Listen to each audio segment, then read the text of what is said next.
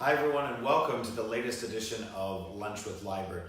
At our real estate office, we are discussing with our clients and our entire database not just buying a home as your primary residence and obviously stopping throwing money away on rent, but also the potential for buying an investment property. And maybe that investment property is your first home, or maybe it's after you bought your first condo or your first single family home. So the question is, when is it a good time to buy a 2 to 4 unit building or a multi-unit building? Well, we want you to consider the option of buying a 2 to 4 unit building as your primary residence. So before you buy anything else, actually buying a 2 to 4 unit building as your first residence. And here's why. Number one, the cost of money. You get a fantastic potential to have much less money down on this 2 to 4 unit building than if you were to buy it as an investment property and not live in it later. My guest today is Marla Bartsch. She is one of my preferred mortgage lenders, really fantastic expert in the field of 2 to 4 unit buildings. She's lived that life herself as an investor. And so we want you to consider, what's the best thing? Do you buy a condo or house you love, or buy a 2 to 4 unit building? Number one, again, is low money down for that building. You can become an investor right away. And number two is considering, what is the return on your investment? Your primary residence, it is definitely, of course, an investment in some respects because you're living there and you're not throwing away money on rent. It's appreciating in value and you're paying down on the mortgage note. But if you've read this book like we're reading in EXIT Realty's book club right now at our office, Rich Dad, Poor Dad by Robert Kiyosaki, it's a classic and it's more relevant today than ever, especially after the market crash.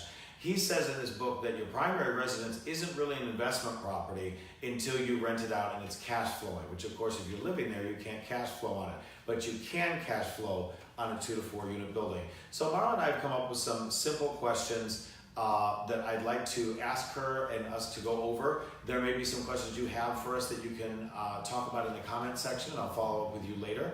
But let's ask Marla some basics here. First off, what are the benefits of buying a 2 to 4 unit building? First of all, thanks for having me here. So as you mentioned that you basically collect the rent. So depending on the price point of the building and how much rent you can collect, in some cases the rent could cover your entire mortgage and you're living for free. And in other cases it would just subsidize the mortgage, so your payment could be lower than it would be if you bought a condo individually. So that's the main one.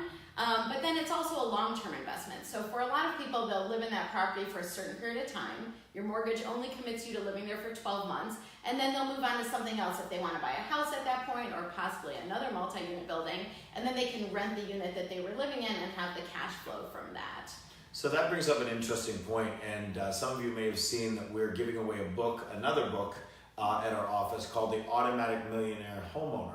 And that's a book where we say, instead of going and improving by moving out of a house and selling it and buying and upgrading, you keep that residence that you bought initially, and you turn around, you also buy a new one, and you're continuing to add to your portfolio instead of just selling one and buying another. So Marla, under that scenario, you're telling me that I'd only have to live in this first investment property under most loan programs for 1 year? Correct. Okay, so that means that if I bought a 2 to 4 unit building that I didn't particularly love, maybe I loved the numbers, the financials on it, but maybe it wasn't in the neighborhood I wanted to live in forever, maybe it wasn't big enough for me to live in forever, I could live in that for only 12 months as my primary residence and then be able to turn around and buy another building and then keep this one as an investment property? Correct, yeah. Once you get to that second building though, there are restrictions. The down payment isn't as good and whatnot. But the first building, you get the best deal. Well, let's talk about that then. So your first building, your 2 to 4 unit building, what are my options as far as money down? Right. So that's usually the biggest concern people have, is that they assume that because it's a larger building, more expensive, bigger mortgage, they need to spend more money. But there are some very low down payment programs for 2 to 4 unit buildings. So the FHA loan has 3.5% down. Even up to 4 units, I think it goes up to $700,000 or something like that. So it's a pretty substantial amount of money you can get for just 3.5% down. And that doesn't have any special requirements. It's not like a hardship program. You have to be poor to qualify. It's not a first-time home buyer. Anyone can get an FHA loan. So that's typically the lowest. There's also another program called Home Possible that if you qualify, and again, as a disclaimer to all of this, obviously everyone has to get pre-approved and qualified. We're just informing about general programs here. But the Home Possible does allow a 5% down payment with a conventional loan for 2, 3, and 4 unit properties. So that's always the best option. So with the second property though, you can only have one FHA loan at a time. So if your first property were a conventional loan and then you wanted to buy a second 2 to 4 unit property, that one could be an FHA, and then you could get a low down payment twice. You just can't have FHA on the first one and then also go get another FHA building. Okay, so very low down payment. You've got a pretty wide budget to work with that down payment being so low. But there's a lot of properties that maybe my clients are going to walk into and they don't necessarily like the condition. The kitchens and baths needs updating, maybe there's some structural issues. Talk to us about what you can do for a renovation loan with these primary residences. Yes, so the FHA loan can couple with the low down payment the renovation piece as well. So we can include all the money you need to fix up the home, whether it's just some cosmetic things or it's a major gut rehab. There really are very few restrictions on what can't be included. So you can get all the money you need to purchase the property, all the money you need to fix up the property, and all of that is still 3.5% down payment. And we also include all the, what we call soft costs, so your permits, your architect fees, all of that extra stuff, so you really don't have to spend any additional money out of pocket after your 3.5% down.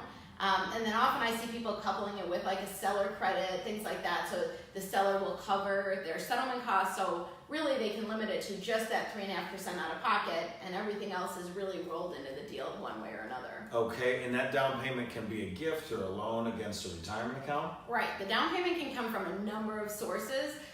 So a lot of people, well, in this case we're talking about first-time home buyers. So first-time home buyers, yeah, it can be gift from family. I see that very frequently.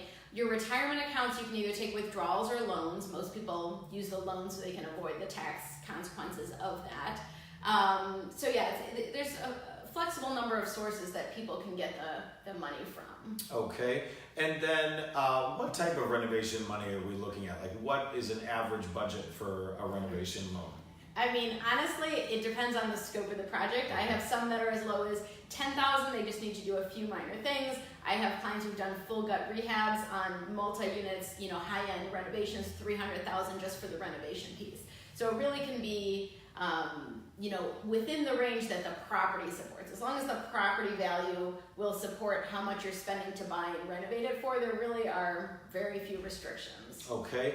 Another question that I get frequently is, so we walk into a property, maybe it's 3 or 4 units, and I'm qualified on a condo purchase to maybe, spend $250,000 or $300,000. If I have these other rental units getting rental income, how does that affect or help my affordability? So the rent that you're going to be getting from the other units is factored into your income. So whether the property's already rented and there's tenants there, or even if it's vacant, we will estimate what the rent that the market will bear, how much rent you're going to get, and we factor that into your income. So it actually it's not more difficult to qualify because you have more income that's going to cover the additional payment. In some cases, I've had clients where it's actually easier to qualify them for a multi-unit building because that rent actually helps them more than it hurts them. So it's actually, it's definitely a myth that people think it's more difficult to qualify. And I know the city of Chicago has some higher loan limits. Is that correct on FHA? Is that in general in our area, in the more expensive area, FHA does that have higher loan limits? I think you're confusing that with something else. Okay.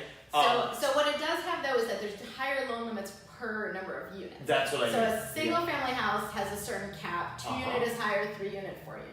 So you can borrow more money on the FHA loans for the more number of units. So what I'm asking then is that range different in the city of Chicago or in Illinois versus other areas that tend to be more affordable?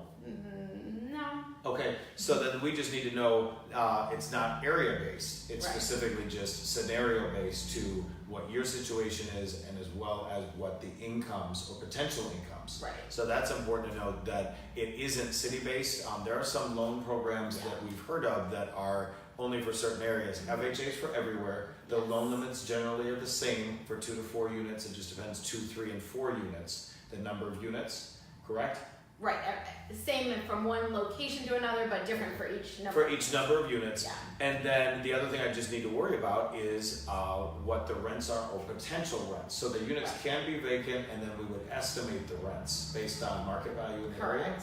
Okay. Yeah, so when I do a pre-approval for someone looking intentionally to buy a 2 to 4 unit property, I provide a chart based on the rent. So if you're buying a house, often you get a pre-approval that says buy a house for $200,000, and that's all you need to know.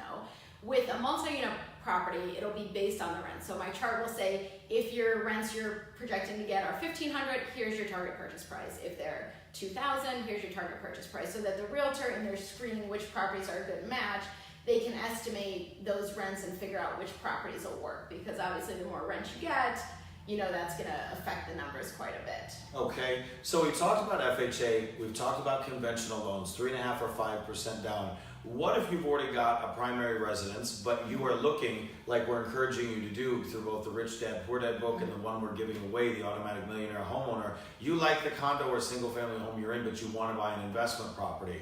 What are the differences? What are the loan percentage downs, the money down, all that criteria? So if you're not planning to live in the property, the down payment increases drastically, which is one of the limiting factors we often see. So for a multi-unit investment property, the minimum down payment is 25%, which can be pretty substantial for most people. Again, there are a number of ways people can get the money. One is if you already own a home and there's equity in that home, we can access that equity, either through a cash out refinance or a home equity line of credit. We can take some of that money out. Other options are investments or retirement accounts. And a lot of people have sort of a concept that they don't want to use that money because they feel like they're depleting their assets.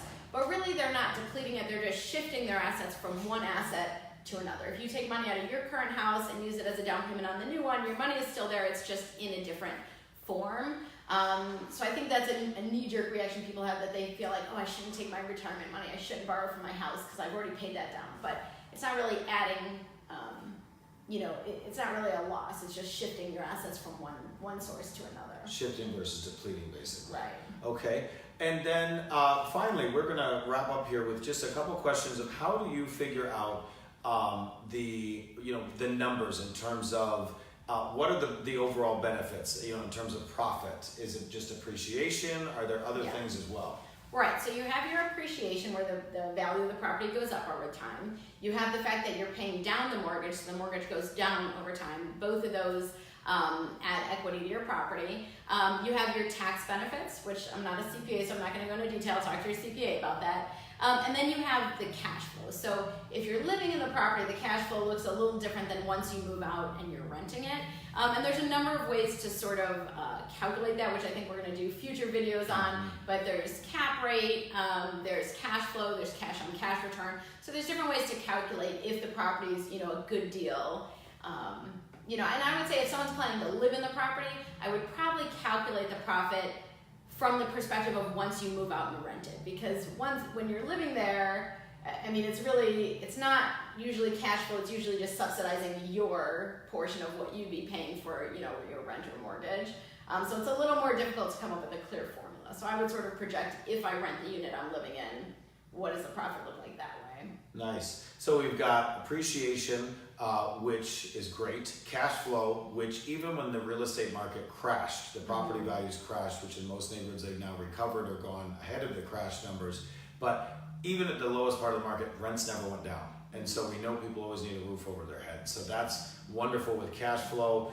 And then also obviously the tax benefits. If it's your primary residence, you've got some tax benefits there with the mortgage interest deduction.